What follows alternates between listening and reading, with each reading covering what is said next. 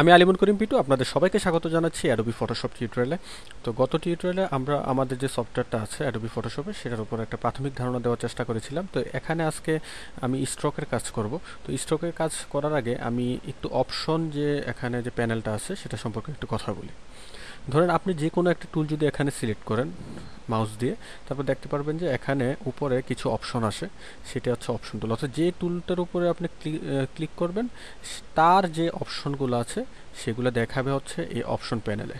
তো আশা করি যে যখন আমরা কাজ শুরু করব আপনার এই ধারণাটা আরও স্পষ্ট হবে যে অপশন প্যানেলটার আসলে কাজ কি। এবং আশা করি যে যে টুলগুলো আছে তারপর এখানে যে প্যানেল আছে সবগুলোরই আস্তে আস্তে আমরা যখন আস্তে আস্তে বর্ণনা করব তখন সবগুলোর প্রতি আপনার যে ধারণা সেটা আশা করি যে অনেক পরিষ্কার হয়ে যাবে।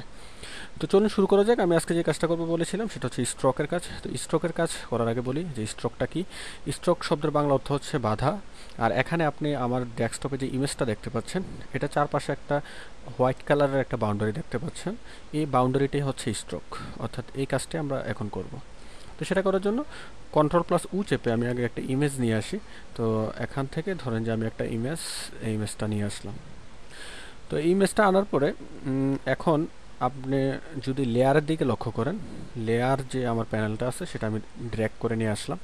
তো এখানে লেয়ার যে প্যানেলটা আছে, এখানে যে লেয়ারটা হয়েছে ব্যাকগ্রাউন্ড লেয়ার, সেটার পাশে দেখেন যে একটা লক সাইন দেওয়া। তো এই লক সাইনটার মানেটা আসলে হচ্ছে এই যে লেয়ারটা আছে সেটাকে আপনি ডিলিট করতে পারবেন না। দেখেন যে এই কোনায় এখানে একটা ডিলিটের একটা অপশন আছে। আপনার মাউস কার্সারটা এখানে আনলে দেখবেন যে লেখা আসে যে ডিলিট লেয়ার। তো এটা এখানে ক্লিক করলে আপনার এই যে ব্যাকগ্রাউন্ড যে ইমেজটা আছে সেটা ডিলিট হবে না, কারণ হচ্ছে এখানে লক সাইনটা দেওয়া। তো আমাদেরকে আরও একটা জিনিস লক্ষ্য করেন, এডিটে যাওয়ার পর আমি যদি স্ট্রোকটা করতে চাই, এখানে হচ্ছে স্ট্রোক। তো এই স্ট্রোকটা করতে গেলে আমি পারছি না, দেখতে পাচ্ছেন যে এটা হাইট হয়ে আসছে, হাইট আছে। তো হাইট থাকার পিছনে কারণটা হচ্ছে যে আমার এই লক সাইনটা। তো এই লক সাইনটা যদি আমি রিমুভ করতে চাই, অর্থাৎ এই ব্যাকগ্রাউন্ড যে ইমেজটা আছে সেটাকে যদি আমি লেয়ারে কনভার্ট করতে চাই, তাহলে সিম্পল এখানে এসে ডাবল ক্লিক করার পর আপনি দেখতে পাচ্ছেন যে একটা নিউ লেয়ার একটা ডায়ালগ বক্স আসছে। এখানে যখন ওকে চাপবেন তখন সেটা লেয়ারে কনভার্ট হয়ে যাবে। তো লেয়ারে কনভার্ট হয়ে যাওয়ার পরে এখন আমরা এডিটে যাই। এখন দেখতে পাচ্ছেন যে স্ট্রোক যে লেখাটা আছে সেটা দেখা যাচ্ছে, অর্থাৎ এই অপশনটাতে আমি এখন কাজ করতে পারবো। তো এখানে আমি ক্লিক করি, সেটা হচ্ছে স্ট্রোক। এবার স্ট্রোকে যখন আমি ক্লিক করলাম তখন স্ট্রোকের একটা ডায়ালগ বক্স আলাদা দেখতে পাচ্ছেন। তো এখানে আপনারা দেখেন যে 1 পিক্সেল দেওয়া আছে, ওয়াইড কালার একটা দেওয়া আছে এবং লোকেশন দেওয়া আছে। তো এই তিনটা জিনিসের মধ্যে ইম্পর্ট্যান্ট হচ্ছে যে ওয়াইড, তার মানে হচ্ছে কত পিক্সেল আমি যে আমার স্ট্রোকটা তৈরি করবো সেটা কত পিক্সেল। তো ধরেন যে আমি 10 পিক্সেল দিলাম।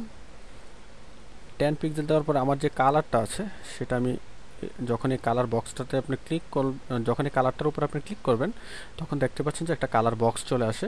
তো মাউস দিয়ে যে কোনো জায়গায় ক্লিক করলে আপনি দেখতে পাচ্ছেন যে এখানে যে কালারটা আছে সেটা চেঞ্জ হচ্ছে, অর্থাৎ যে কালারটা আমি নিব সেটা মাউস দিয়ে এভাবে সিলেক্ট করা যায়।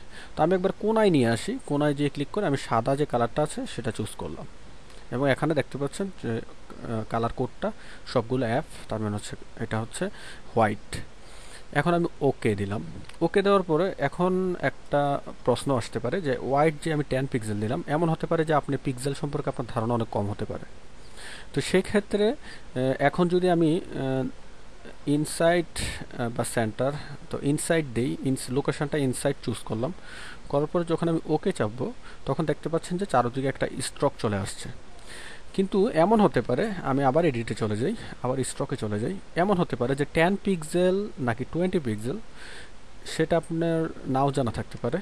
তার মানে হচ্ছে এখানে যদি আপনি প্রিভিউটা দেখতে পারতেন, অর্থাৎ দেওয়ার সাথে সাথে যদি এটা এই ইমেজটাও পরিবর্তন হতো স্ট্রোকটা, সেটা ভালো হতো। অর্থাৎ প্রিভিউ যদি দেখতে পারতেন তাহলে জিনিসটা অনেক স্ট্যান্ডার্ড হতো এবং আপনি আগের থেকেই বুঝে নিতে পারতেন যে কতটুকু স্ট্রোক আপনি দিচ্ছেন, কি কালার দিচ্ছেন, ইনসাইড লোকেশনে কেমন লাগবে, আউটসাইড লোকেশনে কেমন লাগবে। এটা যদি দেখতে পারতেন তাহলে জিনিসটা অনেক ভালো হতো। কিন্তু সুখবর হচ্ছে যে এই কাজটা দেখা যায়, কিন্তু এভাবে যদি করেন, এডিটে যাওয়ার পরে যদি এভাবে স্ট্রোক দেন সেক্ষেত্রে আপনি সেই জিনিসটা দেখতে পারবেন না। তো সুখবর হচ্ছে যে এটা দেখা যায়। তো দেখা যাওয়ার জন্য এটা আরেকভাবে করতে হয়। তো আমরা প্রিভিউ দেখে কিভাবে এই কাজটা করব সেই কাজটা আমরা পরবর্তী টিউটোরিয়ালে দেখাবো। তো এই টিউটোরিয়ালে দেখতে পারলেন যে আমরা সিম্পল এডিটে যেয়ে কীভাবে স্ট্রোক করি, আর বেটার যে ওয়ে আছে প্রিভিউ দেখে করা যায় সেটা আমরা পরবর্তী টিউটোরিয়ালে দেখাবো। পরবর্তী টিউটোরিয়াল দেখার আমন্ত্রণ জানিয়ে শেষ করছি আজকের মতো। আল্লাহ হাফেজ।